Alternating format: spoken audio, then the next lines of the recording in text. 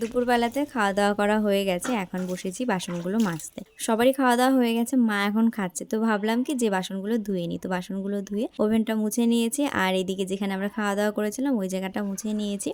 এখন তো শীত পড়েই গেছে, ওই জন্য না ঘুমাতে ইচ্ছা করে না। তাছাড়া এখন অনেকটাই বেলা হয়ে গেছে, তাই জন্য ছাদে এসে ঘোরাঘুরি করছিলাম। দেখলাম যে ধানটা গোটাচ্ছে, তাই জন্য এসে এই যে এখন ধান ঝাড় দিয়ে নিচ্ছি। আমার ননদরাই তো সবসময় যেন ঝাড় দেয়, কিন্তু ওদের পড়ানো রয়েছে, ওই জন্য দুপুরবেলাতে খাওয়া দাওয়া করে ঘুমিয়েছিল বলে আজকে আসেনি। তো ওই জন্য আমি একটু ঝাড় দিয়ে দিয়েছি। আর চাতালে ঝাড় দেওয়ার পরে ফ্রেশ হয়ে নিয়ে ঘোরাঘুরি করছিলাম। ও তো বিকেলবেলাতে বাড়িতে আসে, কিন্তু আজকে সন্ধ্যে পার করে তাই বাড়িতে এসে, আর বাড়িতে আসার পরে ও ফ্রেশ হয়ে নিয়েছে, ওকে খেতে দিয়েছি।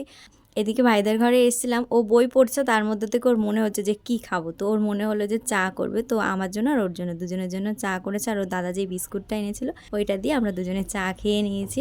আর এদিকে ও গেছিলো বাজারে, চাউমিনটা এনেছিল অনেক দিন, তো আজকে সবজি এনেছে, মেজমা চাউমিন করেছিল, এখন আমরা সবাই খাচ্ছি।